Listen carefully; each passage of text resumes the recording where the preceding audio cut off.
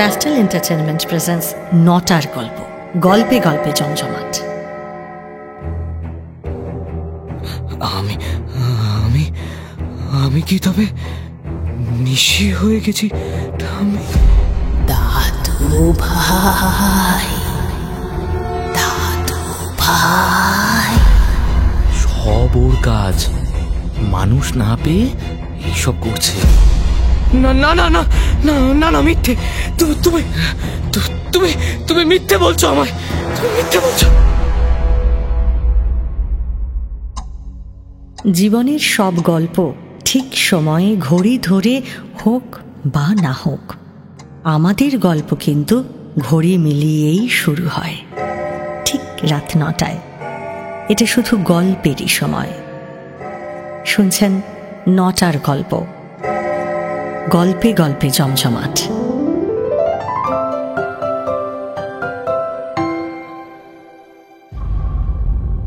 শুনছেন মৃন্ময় দেবনাথের লেখা নিশি রাতের ভয়।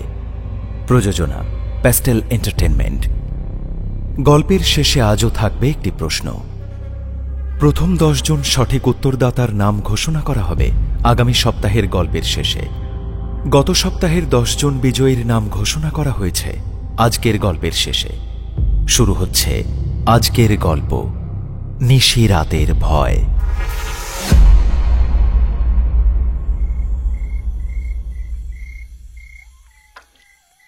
প্রতি শুক্লপক্ষের রাতগুলোতে নিশি জেগে ওঠে। ওই সব রাতে যখন অমাবস্যার বাঁকা চাঁদ একটু একটু করে বেড়ে উঠতে থাকে, তখন নিশির খিদে বাড়ে, খুব বাড়ে। আর এই খিদে মেটানোর জন্য তখন ওরা গ্রামে গ্রামে হানা দেয়, আর রাতের অন্ধকারে চেনা কারুর গলার স্বর নকল করে ডাক দেয়। আর সেই ডাকে একবার উত্তর দিয়েছ তো ফেঁসেছ। নিশি তোমায় ভুলিয়ে ভালিয়ে নিয়ে যাবে কোনো ফাঁকা মাঠে কিংবা কোনো বাঁশ ছাড়ে। আর আর তারপর শেষের কথাটা শীতল কণ্ঠে টেনে টেনে বলেন বৃদ্ধা। ভয়ে বৃদ্ধার কোলের আরো কাছে ঘেঁষে আসে ছেলেটা। শীতের রাত, মাঝে মাঝে টিনের চালে হিম পড়বার টুপটাপ শব্দ শোনা যায়। ছেঁড়া কম্বলখানা নাতির গায়ে ভালো করে জড়িয়ে দিয়ে বৃদ্ধা ফিস ফিসিয়ে ওঠেন। কি ভয় পেলে নাকি দাদু ভাই? আরো শুনবে? বিমল প্রতিদিন রাতে তার ঠাকুমার কাছে গল্প শুনতে চায়। ঠাকুমা নিহারিণী দেবী রোজ নানান রকম গল্প বলেন। ভূতের গল্পই হয় বেশি। ভূতের গল্প বললে বিমল ভয় পায়, আর ভয় পেলে সে ঠাকুমাকে জড়িয়ে ধরে, তাড়াতাড়ি ঘুমিয়ে পড়ে। ভয় পেলেও কিন্তু তার কৌতূহল কমে না। রোজ তার নতুন নতুন ভূতের গল্প শোনা যায়। ঠাকুমাও তাকে ভয় পাইয়ে দেওয়ার জন্য নানান কৌশল অবলম্বন করেন। এ যেন দুজনের কাছেই একরকম আমোদের খেলা। বিমল কম্বলের তলা থেকে মুখ না বের করেই বলল, শুনবো তো। আচ্ছা, নিশির ডাকে সাড়া দিলে কি হয় ঠাম্মি? নিশি তখন খোলা মাঠের মধ্যে নিয়ে গিয়ে তাকে মেরে ফেলে দাদু ভাই। কিন্তু যাকে মারে সে টেরটিও পায় না। প্রতিদিনকার মতোই সে বাড়ি ফিরে আসে, খায়, ঘুমোয়, সব করে। কিন্তু একটু একটু করে তাকে দখল করতে থাকে নিশি। হ্যাঁ, সে টেরও পায় না। এইভাবে ধীরে ধীরে একদিন সেও নিশি হয়ে যায়। তখন তাকেও শিকার ধরার জন্য শুক্লপক্ষের রাতগুলোতে কারুর গলার স্বর নকল করতে হয়। সত্যি? হ্যাঁ, তবেই তো বলছি। রাত বিরেতে তাই ঘরের বাইরে চেনা কারুর ডাক শুনতে পেলে কখনো দরজা খুলবে না। নিশি 3 বারের বেশি কাউকে ডাকতে পারে না, তাই গুনে গুনে ঠিক 3টে ডাকের অপেক্ষা করবে, তারপর দরজাটা খুলবে। বুঝলে দাদু ভাই, মনে থাকবে তো? বিমল অস্পষ্ট গলায় কম্বলের আড়াল থেকে কি যেন একটা বলে। বৃদ্ধা নিহারিণী দেবী ঠিক শুনতে পান না। মেঝেতে রাখা হ্যারিকেনের নিভু নিভু আলোয় ঘরময় কেমন একটা হলদেটে আবছায়া ঘুরে বেড়ায়। ঘরের কোনো ফাঁক দিয়ে যেন শিরশিরে একটা ঠান্ডা বাতাস ঢুকছে। গা শিরশির করে ওঠে বিমলের।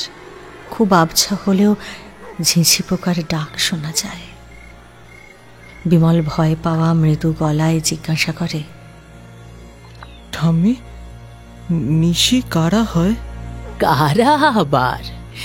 নাতিকে ভয় দেখানোর জন্য বৃদ্ধা নিজের গলাটা আরো রহস্যময় করে তোলেন। বলেন, শুক্লপক্ষের কোনো দিন যদি কেউ অপঘাতে মরে, তারা মরার পর নিশি হয়।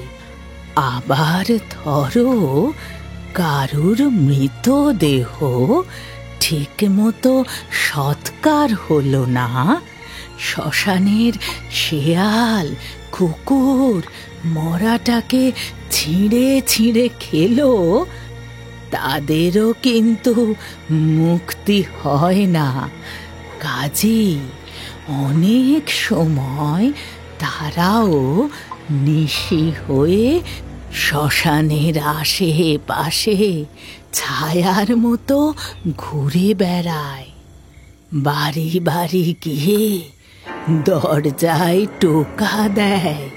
হ্যাঁ, সেই জন্য দেখবে যারা শ্মশানের পাশে কিংবা নদীর ধারে কাছে থাকে, তারা রাতের বেলায় কেউ ডাকলেও দরজা খোলে না। তাহলে রেল লাইনে যারা কাটা পড়ে তারাও নিশি হয়? হ্যাঁ, হয়তো। এই যেমন সেই দিন ও পাড়ার মহিম ট্রেনে কাটা পড়ল। মুহিম দুলেও নিশি হয়েছে? কথা শেষ না করেই চোখ বুজে প্রাণপণে ঠাকুমাকে চেপে ধরে বিমল। নিহারিণী সস্নেহে নাতির মাথায় হাত রাখেন। এখন বিমল আর প্রশ্ন করবে না, এখন সে ঘুমোবে। হ্যারিকেনের আলো ইতিমধ্যেই আরো ম্লান হয়ে আসে। বাইরের দাওয়ায় একটা খসখস শব্দ হয় যেন। বিড়াল টেরাল হবে বোধহয়। মাঝরাতে ঘুমটা ভাঙতেই অস্বাভাবিক একরকম অনুভূতি হয় বিমলের। ঘরময় দুর্ভেদ্য কালো অন্ধকার, কিছু দেখা যায় না। আচমকাই তার মনে হয় কেউ যেন অন্ধকার গায়ে মেখে এসে দাঁড়িয়েছে ঠিক তার শিয়রের কাছে। তার ওই অদ্ভুত চোখের দৃষ্টি তার দিকে স্থির হয়ে আছে। ভয় হয় বিমলের, একটুও নড়তে সাহস হয় না তার। কিছুক্ষণ চুপ করে মরার মতো শুয়ে থেকে সে বুঝবার চেষ্টা করে যে ঠিক কি হচ্ছে। এমন সময় হঠাৎই তার কানে আসে শব্দটা। ঠিক শুনল, ভুল নয় তো? না না, ভুল নয়, খুব ক্ষীণ হলেও শব্দটা স্পষ্ট।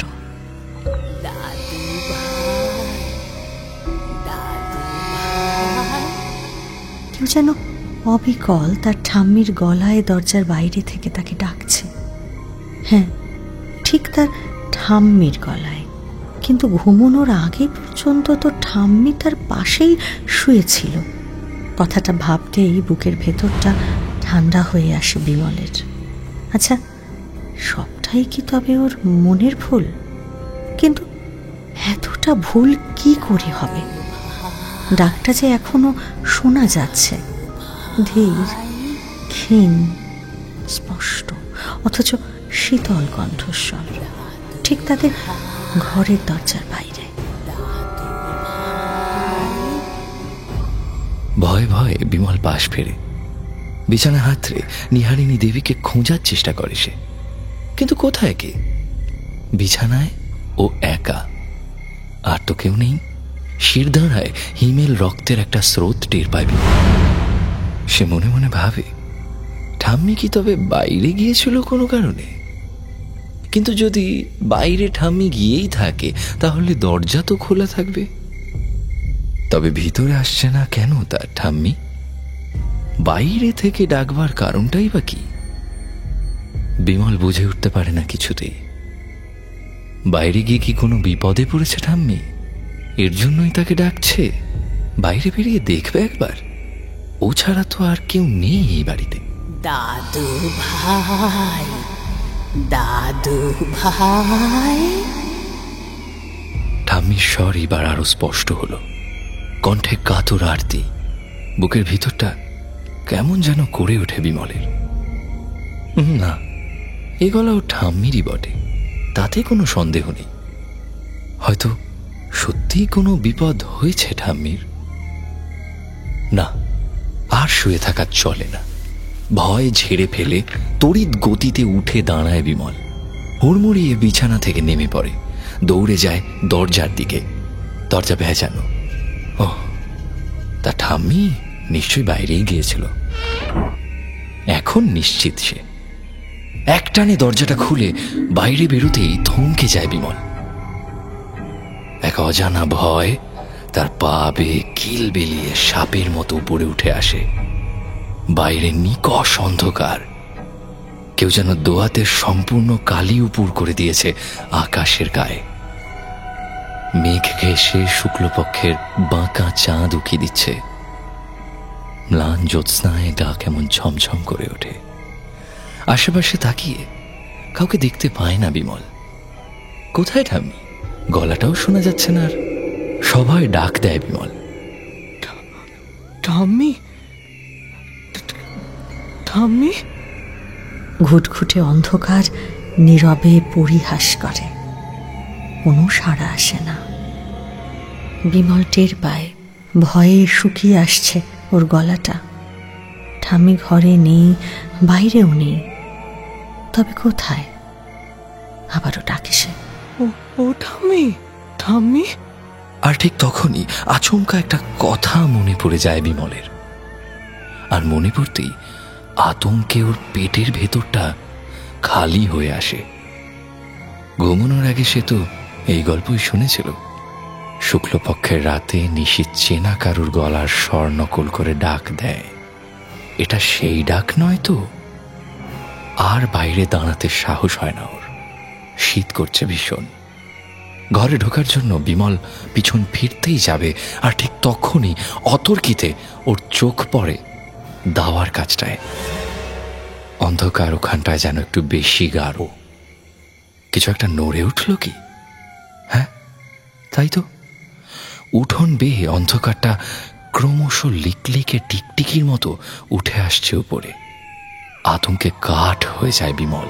দাদু ভাই, দাদু ভাই। কানের কাছে ফিসফিস স্বরে ফের ডেকে ওঠে ঠাম্মি। না, এই ডাকে সাড়া দেওয়া চলবে না, কিছুতেই না। আর কোনো দিকে না তাকিয়ে হুড়মুড়িয়ে ঘরে ঢুকে দরজায় আগল তুলে দেয় বিমল। আগাপাশতলা কম্বল মুড়ি দিয়ে শুয়ে থরথর করে কাঁপতে থাকেও। যতটা না শীতে, তার চেয়ে বহু গুণ বেশি ভয়। খুব ভোরে ঘুম ভাঙে বিমলের। বাইরে পাখিদের কিচিরমিচির শোনা যায়। অন্ধকার পাতলা হয়ে এসেছে।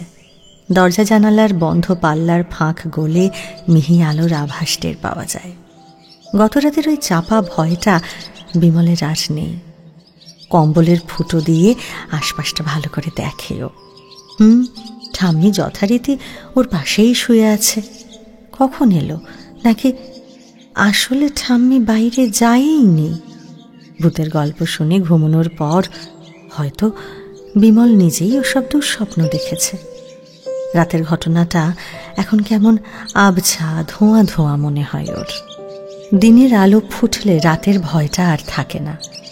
গোটাটাই যে একটা দুঃস্বপ্ন তা বুঝতে আর অসুবিধা হয় না বিমলের। যাকে তাই এভাবে 2 দিন বেশ কাটে। ঠিক 3 দিনের দিন বিমল একটা ব্যাপার খেয়াল করল। তার ঠাম্মির হাবভাবে কেমন একটা সূক্ষ্ম বদল আসছে, একটু একটু করে। এই বদল খুব ধীর গতিতে হচ্ছে। এমনকি এমনিতে কোনো পার্থক্য কিন্তু চোখে পড়ে না, এমনিতে সব স্বাভাবিকই লাগে। কিন্তু কেন জানি না বিমলের খালি খটকা লাগে। ঠাম্মির কোল ঘেঁষে বসলে আজকাল অদ্ভুত একটা অস্বস্তি হয়। ঠাম্মি ঘরে থাকলে কিরকম একটা গুমোট ভারী হয়ে থাকে ঘরের বাতাসটা। রাতের দিকে ঠাম্মির শরীরটা কিরকম মরার মতন ঠান্ডা হয়ে আসে। মাঝরাত্রিরে সেদিন ঘুমের ঘরে ঠাম্মির গায়ে হাত পড়তেই শিউরে উঠেছিল। মানুষ তো নয়, যেন একদলা বরফ রেখে গেছে কেউ বিছানার উপর। এত ঠান্ডা কারুর শরীর কি হতে পারে কখনো? ঠান্ডা কেন? ঠাম্মি, ঠাম্মি, তোমার কি শীত করছে? ঠাম্মিকে কম্বলে ভালো করে ঢেকে দিয়ে পাশ ফিরে শুয়ে বিমল। ঠাম্মির হয়তো কোনো অসুখ করেছে, মনটা খারাপ হয়ে যায় ওর। তা কতদিন পরের কথা। রোজই বিকেলে পাড়ার বন্ধুদের সাথে মাঠে খেলতে যেত বিমল। সেদিনও গিয়েছিল। তা বাড়ি ফেরার সময় সনাতনের মুখে কথাটা শুনল বিমল। তখন সন্ধ্যা প্রায় হয়। সনাতন গাঁয়ের ছেলে, বয়সে বিমলের চেয়ে ওই বছর 2-3 বড় হবে। জানিস বিমল, কাল আমাদের ছাগলটা মারা পড়েছে।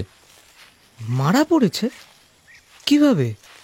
তা জানি না, কিসে যেন ঘাড় মুটকে দিয়েছে প্রাণীটার। বাবা সকালে উঠে গোয়ালে গিয়ে দেখে এই কাণ্ড। সে কি রে? হ্যাঁ রে, সত্যি। কাল রাতে বাবাকে নাকি কারা ডাকতে এসেছিল। বাবা সাড়া দেয়নি, ওই রাগেই প্রাণীটাকে মেরেছে। সাড়া দেয়নি কেন? আরে ওদেরটাকে সাড়া দিতে আছে নাকি রে? তবুও ভালো কমের ওপর দিয়েই গেছে। বিমল বাড়ির কাছাকাছি চলে এসেছিল, তাই ও আর কথা না বাড়িয়ে বাড়িতে ঢুকল। কিন্তু ভেতরে ঢুকতেই থমকে গেল। তুলসী তলায় আজ প্রদীপ জ্বালেনি ঠাম্মি, কে জানে কেন। ঠাম্মি, ও ঠাম্মি! গলা তুলে ডাকতে যাচ্ছিল বিমল, হঠাৎ একটা বিজাতীয় শব্দ কানে এলো ওর। উৎকট একটা শব্দ। ওদের ঘর থেকেই আসছে শব্দটা, কিন্তু কিসের শব্দ? একগাদা খাবার মুখে পুরে চিবোলে যেমন শব্দ হয়, অনেকটা সেই রকম। কিছুক্ষণ কান পেতে শোনে বিমল। তারপর খুব সন্তর্পণে পা টিপে টিপে ঘরের দরজার কাছে গিয়ে দাঁড়ায়। হ্যাঁ, শব্দটা ভেতর থেকেই আসছে বটে। ধীর হাতে সে দরজার পাল্লায় একটা মৃদু ঠেলা দেয়। একটু ফাঁক হয় দরজাটা, আর সেই ফাঁক গলে ভিতরের যে দৃশ্য তার চোখে পড়ে, তাতে ভয় আতঙ্কে বুকের ভেতরটা খালি হয়ে আসে বিমলের। দুপুরে যা খেয়েছিল সবকিছু পেটের ভিতরে দলা পাকিয়ে গলার কাছটায় উঠে আসে যেন। বিমল সভয়ে দেখে মেঝের উপর উবু হয়ে বসে রয়েছে ঠাম্মি। সন্ধ্যার ঘোলাটে আলো পশ্চিমের জানালা দিয়ে ঢুকে এসে ঘরটাকে আরো রহস্যময় করে তুলেছে। নিহারিণী দেবী পরম আয়েসে চোখ বুজে কি যেন একটা খাচ্ছেন। তার বলি রেখাময় মুখে পৈশাচিক তৃপ্তি, ঠোঁটের কষ বেয়ে ওই যে চ্যাটচ্যাটে তরলটা নেমে আসছে। ও কি রক্ত নয় তো? দরজা ধরে থাকা হাতটা কেঁপে ওঠে বিমলের। খুট করে একটা শব্দ হয়, সেই শব্দেই সচকিত হয়ে ওঠেন বৃদ্ধা। সোজা বিমলের চোখে চোখ রাখেন। ধক করে ওঠে বিমলের বুকের ভিতরটা। এ কি বিভৎস চাহনি! রক্ত জল করা এমন চোখের দৃষ্টি তো ঠাম্মির ছিল না। আতঙ্কে ছাইয়ের মতো সাদা হয়ে যায় বিমলের মুখটা। এক পা দু পা করে পিছিয়ে আসেও। উঠে দাঁড়ান বিহারিণী। মুখের অভিব্যক্তি দ্রুত বদলে যায় তার। ঠোঁটের কোণে বাঁকা হাসি ফুটিয়ে টেনে টেনে বলেন, আরে তুমি কখন এলে দাদু ভাই? এসো এসো, ভেতরে এসো। বাইরে দাঁড়িয়ে আছো কেন? এসো। বিমলের মুখে কথা সরে না। নিশ্চুপে ঘরে ঢুকে যায় সে। ঠাম্মিকে কিছু বলতে ওর সাহস হয় না। ব্যাপারগুলো যে কি ঘটছে অনেক ভেবেও কোনো কুল কিনারা পায় না বিমল। মাথার ভিতরে সবকিছু কেমন যেন তালগোল পাকিয়ে যাচ্ছে। বাস্তব, স্বপ্ন, কল্পনা সব কিরকম যেন ঘেঁটে যায় বারবার। পরের 3টে রাতও বিমল ভালো করে ঘুমোতে পারে না। মাঝরাতে সে প্রায় টের পায় ঠাম্মি প্রায় নিঃশব্দে উঠে যাচ্ছে বিছানা ছেড়ে। বিড়ালের মতো সন্তর্পণে খুলছে দরজার আগল আর চলে যাচ্ছে বাইরে। কোথায় যায় ঠাম্মি বিমল জানে না। ভয়ে সে কিছু জিজ্ঞাসা করারও সাহস পায় না। কাঠ হয়ে শুয়ে থেকে সে কোনো ক্রমে রাতটা কাটায়। সনাতন প্রায় ওকে অদ্ভুত কিছু খবর দেয়। কোন দিন অলোকবাবুর পোষা কুকুরটা মারা গেল, কোন দিন নৃপেন ঘোষের মহিষটা। এসব এলোমেলো অসংলগ্ন কতগুলো খাপ ছাড়া খবর। অকারণেই দুরু দুরু করে ওঠে বিমলের বুকটা। না জানি কি বিপদ ঘনিয়ে আসছে গায়ে। ঠাম্মির কাছেও শুনেছে এরকম পশু পাখি মারা যাওয়াটা মোটেই ভালো লক্ষণ নয়। সিধু ঠাকুর কি বলেছে শুনেছিস? কই না তো। শুনিসনি? কাল রাতে ঘাটের পথ দিয়ে ফেরার সময় সিধু ঠাকুর ওকে দেখেছে। সিধু ঠাকুর তাদের গ্রামের পুরোহিত। চৌধুরীদের বড় মন্দিরে নিয়মিত পুজো করেন। সামনের দিকে একটু ঝুঁকে পড়ে সনাতন। তারপর গলার স্বর নামিয়ে সে বলে যায়, ঘাটের অন্ধকারে গা মিশিয়ে নাকি ডাকছিল সিধুকে। উনি অবশ্য গা করেননি, পাশ কাটিয়ে চলেই আসছিলেন, কিন্তু পিছু নিয়েছিল ও। আরে বাড়ির কাছাকাছি এসে তারপরে ছেড়েছে। সিধু ঠাকুর না হয়ে অন্য কেউ হলে কি যে হতো কে জানে। কি বলল সিধু ঠাকুর? আরে পরিস্থিতি ভালো নয়, সাবধানে থাকতে বলেছেন। এই যে গায়ে প্রায়ই ওই গরু বাছুর মরছে, তোর কি মনে হয় এসব এমনি এমনি? সব ওর কাজ। হ্যাঁ, মানুষ না পেয়ে এইসব করছে। কার কাজ? তুই খুব বোকা বিমল, এইটুকু বুঝিস না? যা, তোরা শুনে কাজ নেই, যা এখান থেকে। আরে আরে বলোই না, কে করছে এইসব? যা বাড়ি যা, সন্ধে হয়ে এলো। এখন বাইরে থাকাটা মোটেই নিরাপদ নয়। দিন দিন সবটা কেমন ঘেঁটে যায় বিমলের মাথায়। ঠাম্মিও দিন দিন কেমন অস্বাভাবিক হয়ে উঠেছে। আজকাল কথা বলতেও ভয় হয় তার। বাড়ির পেছনের নিম গাছ তলায় বসে আকাশের দিকে তাকিয়ে বিমল ভাববার চেষ্টা করে কতদিন হয়ে গেল রোদ ওঠেনি। ধূসর কুয়াশার একটা অস্বস্তিকর অভেদ্য আস্তরণ দিন দিন কেমন ছেয়ে ফেলেছে গোটা গ্রামটাকে।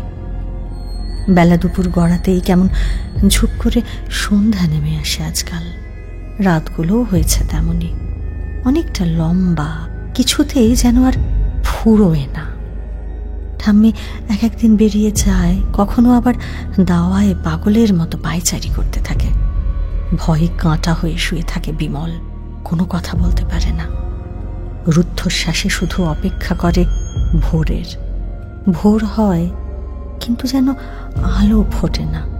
রাস্তার মোড়ের পাগল ভিখিরিটা নাক উঁচু করে কুকুরের মতো প্রায় বাতাসে যেন কি শোঁকে আর ঝিম ধরা গলায় বিড়বিড় করে।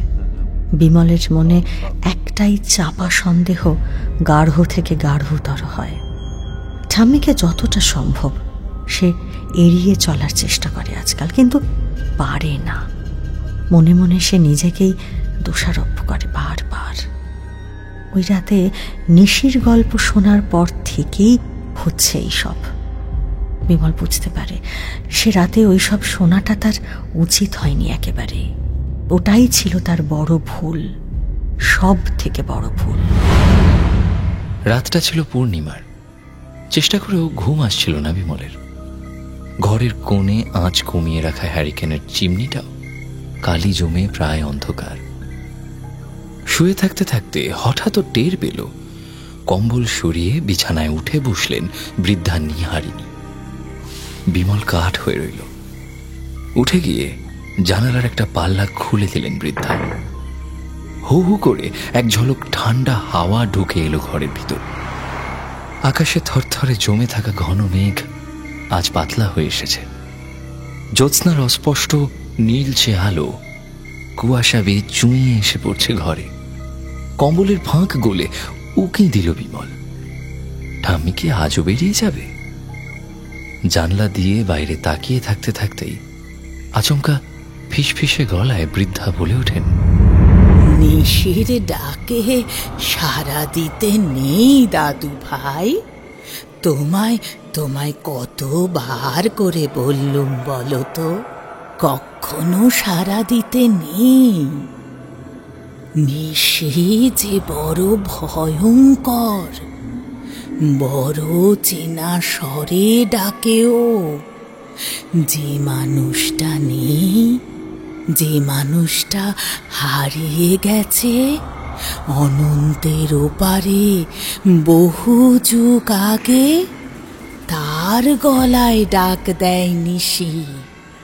আর ওই ডাকে সাড়া দিয়ে বাইরে বেরুলে আর যে কোনো উপায় থাকে না। তোমায় তো বলেছি এই সব, বলিনি দাদু ভাই? হ্যাঁ বলিনি? এই বলে ঘাড় ঘুরিয়ে সোজা বিমলের দিকে তাকান বৃদ্ধা। বিমল কোনো উত্তর দিতে পারে না। কিরকম ভয়ানক দেখাচ্ছে ঠাম্মিকে। চাঁদের রক্ত শূন্য ফ্যাকাশে আলো বৃদ্ধার মুখের উপর যেন ভয়ের কালিতে কি সব আঁকি বুকি কেটেছে। আর এসব কি বলছে ঠাম্মি? কেনই বা বলছে? বিমল কম্বলটা শক্ত হাতে জাপটে ধরে। ওই ডাকে সাড়া দিলে কি হয় তুমি কি জানো না দাদু ভাই? আমি তোমায় বলিনি সেদিন? নিজের অজান্তেই যে মৃত্যু এসে দাঁড়াবে তোমার দরজায়। তুমিও তখন পরিণত হবে এক রাত জাগা নিশিতে। আমি তোমায় বলিনি সে কথা? যার অসীম খিদে, পূর্ণিমার চাঁদের আলো গায়ে পড়লেই সেই খিদে যে আরো বাড়ে দাদু ভাই। আর তা মেটে একমাত্র রক্তে, কাঁচা রক্তে। রক্ত না পেলে পূর্ণিমার চাঁদের আলোয় নিশির যে গা জ্বলে যায়। আর এর জন্যই তো নিশি না চাইতেও তার প্রিয়জনদের মেরে ফেলে, বেছে বেছে মারে। কে জানে এরপর হয়তো তুমি আমাকেও মেরে ফেলবে দাদু ভাই। কিছু বৃদ্ধার গলার স্বর অস্পষ্ট হতে হতে কোথায় যেন হারিয়ে যায়। শেষের কথাগুলো ভালো করে শোনা যায় না। বিমল বিস্ময় ভরা চোখে ফ্যাল ফ্যাল করে তাকিয়ে থাকে। ঠাম্মির মাথাটা কি খারাপ হয়ে গেল? ও মারবে মানে? নিহারিণী দেবীর কথার মাথা মুন্ডু কিছুই বুঝে উঠতে পারে না বিমল। বৃদ্ধা জানলার কাছটায় আরো ঘন হয়ে দাঁড়ান। দুটো পাল্লাই এখন হাট করে খোলা। মৃত্যুর মতো শীতল বাতাস চামড়া ফুঁড়ে হাড়ে হাড়ে কাঁপন ধরিয়ে দিয়ে যায়। মেঘ কেটে পূর্ণিমার চাঁদের আলো পিছলে পড়ছে ঘরের ভিতর। আবছা ছায়াময় হয়ে ওঠে ঘরের মেঝে এবং বিছানা। সুযোগ বুঝে রাত্রি আরো নিঝুম হয়ে আসে। দূরে কোথাও করুণ স্বরে একটা কুকুর ডেকে উঠে চুপ করে যায়। কি দাদু ভাই, কিছু বলছো না যে? সনাতনের মতো আমাকেও মেরে ফেলবে না তো? বিমলের মাথার মধ্যে কেমন তালগোল পাকিয়ে যায় বৃদ্ধার কথাগুলো। একটা ঢোক গিলে কোনো ক্রমেও বলে,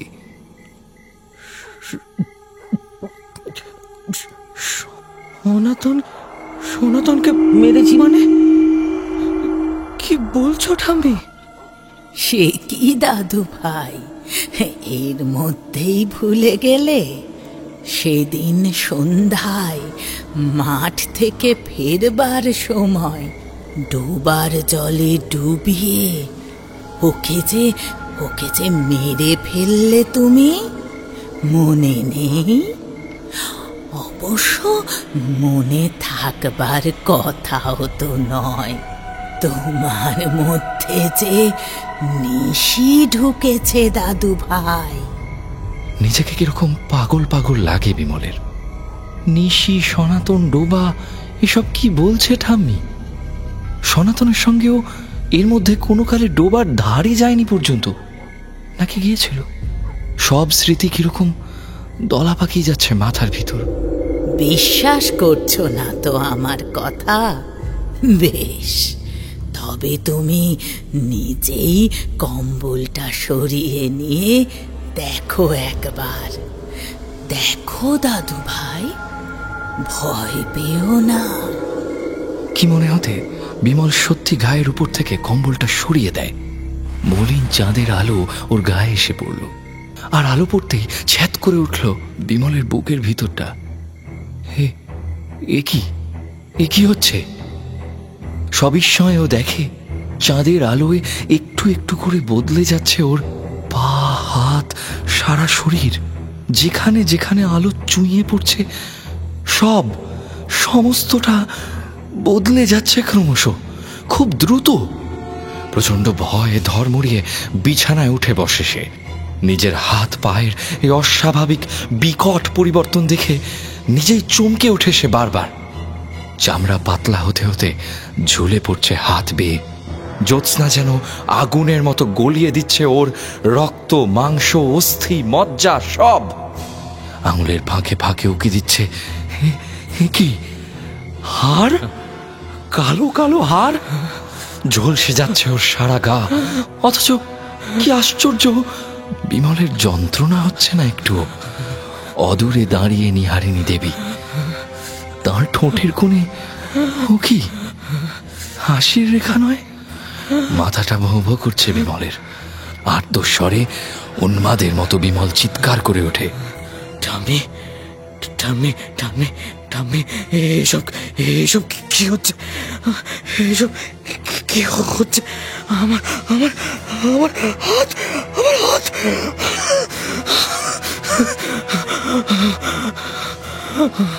বৃদ্ধা তখনই কিছু উত্তর দেন না। কয়েক মুহূর্ত চুপ করে তাকিয়ে থাকেন ওর দিকে। তার ঠান্ডা চোখের দৃষ্টি স্থির, অনড়।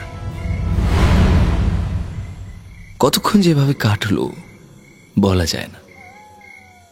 বিমল তখন আর বিমল নেই, শুধু মুখের অবয়বটুকু চেনা যায়। বৃদ্ধা এবার কেটে কেটে উচ্চারণ করেন, তোমায় সেদিন কত করে বলল যে রাতের বেলা চেনা কারুর ডাক পেলেও তক্ষুনি বেরিয়ে যেও না দাদু ভাই। অন্তত 3 বার গলা শোনার অপেক্ষা করো। কিন্তু তুমি কি করলে? বাইরে থেকে আমার গলা পেয়ে বেরিয়ে গেলে। সেই রাত্রিরে যদি তুমি ঘরে থাকতে, তাহলে কিন্তু আজ এই দিনটা তোমায় দেখতে হতো না দাদু ভাই। আমি কি তবে নিশি হয়ে গেছি ঠাম্মি। নিশির ডাকে বাইরে বেরুলে তো তাই হয় দাদু ভাই। কিন্তু কিন্তু আমি তো বাইরে বেরিয়ে কাউকে দেখিনি। আমি তাহলে কি করে নিশি হব ঠাম্মি? না না না না না না না, মিথ্যে। তুমি তুমি তুমি মিথ্যে বলছো আমায়, তুমি মিথ্যে বলছো। আমি সেদিন তোমায় ঘরে বসে কিছু খেতে দেখেছি। তোমার ঠোঁটে রক্ত লেগেছিল। বরং তুমি তুমি তুমি তুমি তুমি তুমি তুমি আমি না। চিৎকার করতে করতে বিছানা ছেড়ে নেমে পড়ে বিমল। মাথাটা যেন ফেটে যাচ্ছে ওর। ছুটে যায় দরজার দিকে। এই ঘরে আর নয়, এক মুহূর্তের জন্যেও নয়। ওর মনের মধ্যে কেউ যেন বলছে, বন্ধ দরজার ওপারেই মুক্তি। দরজার আগলে হাত রাখতেই বিমল শুনতে পায় পেছন থেকে ভেসে আসছে নিহারিণী দেবীর বিশ্রী অট্টহাসি। রক্ত জল করা খলখল শব্দে তিনি হাসছেন। হায় ঈশ্বর, কি আছে কপালে! কোনো রকমে আগল খুলে পাল্লা ধরে হ্যাচকা একটা টান দেয়।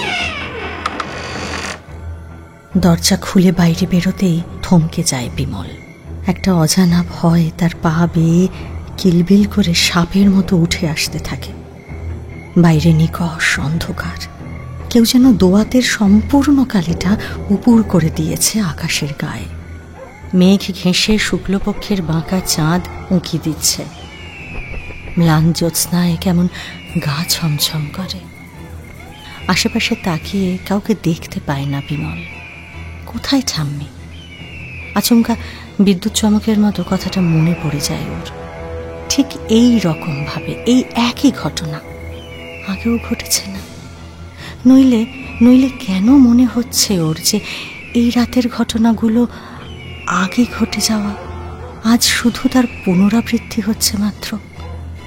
মাথাটা বিমলের ফের ঝিমঝিম করে ওঠে। চৌকাঠের ওপারে ঠিক এমন সময় কিছু একটা নড়ে উঠল যেন। বিমল চোখ সরু করে তাকায়, আর ঠিক মতো কিছু বুঝে ওঠার আগেই অসম্ভব ক্ষিপ্রতায় চোখের পলকে সেই অন্ধকারটা তীর বেগে ছুটে আসে ওর দিকে। গায়ের শেষ শক্তিটুকু জড়ো করে এক পা পিছিয়ে আসতে চায় বিমল, কিন্তু কি একটায় যেন লেগে পাটা ফসকে যায় ওর। টাল সামলাতে পারে না, হুমড়ি খেয়ে পড়ে যায় চৌকাঠের ওপর। চমকে ধর্মড়িয়ে বিছানায় উঠে বসল বিমল। কপালে বিন্দু বিন্দু ঘাম জমেছে। কম্বলটা গা থেকে সরে গেছে কখন বিমল জানে না। ঘরে আবছায়া অন্ধকার। ঠাম্মি তার পাশেই শুয়ে। কি ও বিছানায় এলো কি করে? ও তো চৌকাঠের উপর, ঘরের জানলাটাও বন্ধ। তবে কি ও যা ভাবছে তাই? এতক্ষণ ও যা যা দেখলো, যা ঘটলো ওর সঙ্গে, সবটাই স্বপ্ন? মুখে গলায় হাত বুলোয় বিমল। কই, হাত পা তো বেশ দিব্যি আছে। তাহলে স্বপ্নই ছিল বটে, কিন্তু এত লম্বা স্বপ্ন? কতগুলো দিন কেটেছে এর মধ্যে? হিসেব গুলিয়ে যায় ওর। গলাটা শুকনো ঠেকছে। একটা ঢোক গেলেও ঠাম্মিরও ঘুম ভেঙেছে। বিছানায় উঠে বসেছেন এর মধ্যেই। আরে কি হয়েছে দাদু ভাই? হ্যাঁ, চমকে উঠলে যে? কোনো খারাপ স্বপ্ন দেখেছ বুঝি? হ্যাঁ? দুপাশে মাথা নাড়ে বিমল। স্বপ্ন বাস্তব সব মিলেমিশে কেমন একাকার হয়ে যাচ্ছে ওর। ক্ষীণ গলায় মিনমিন করে হলেও শুধু একটা প্রশ্ন শুধোয়। ঠাম্মি, আজ কি পূর্ণিমা? কই, পূর্ণিমার তো এখনো ঢের দেরি। হঠাৎ এই কথা কেন বলছো তুমি? তুমি কি আজ আমায় কোনো গল্প শুনিয়েছিলে? সে তো আমি রোজই শোনাই দাদু ভাই, কিন্তু কি হয়েছে বলো তো? দুঃস্বপ্ন দেখে ভয় পেয়েছো? ঢোক গেলে বিমল। না, তবে সবটাই স্বপ্ন ছিল, কিন্তু জীবনে কোনোদিন এত বাস্তব স্বপ্ন ও দেখেনি। উফ, কি বিভৎস! জল খাবে দাদু ভাই? বিমলের ঠাম্মি নিহারিণী দেবী উঠে যায়। জানলার ধারে জলের কুঁজো রাখা, একটু নিচু হয়ে গ্লাসে জল ঢালে ঠাম্মি। ঘোলাটে চোখে সেদিকেই তাকিয়ে থাকে বিমল, কিন্তু হঠাৎ একটা জিনিস লক্ষ্য করে তার বুকটা কেঁপে ওঠে। আবার পেটের ভিতরটা খালি হয়ে আসে আতঙ্কে। বন্ধ জানলার পাল্লার ফাঁক গুলে খয়াটে চাঁদের আবছা আলো ভেতরে আসছে। সে আলো এসে পড়েছে ঠাম্মির হাতে, আর তাতেই ধীরে ধীরে একটু একটু করে বদলে যাচ্ছে ঠাম্মির হাতখানা। ঝুলে পড়ছে চামড়া, অস্থি, মজ্জা, মাংস, পেশি সব। বেরিয়ে আসছে কালো কালো হাড়। ঠাম্মির ঠোঁটের কোণে আবছা হাসি, আর বলি রেখাময় মুখের মধ্যে কুতকুতে ওই চোখ দুটোর ঠান্ডা চাহনি তার দিকে স্থির।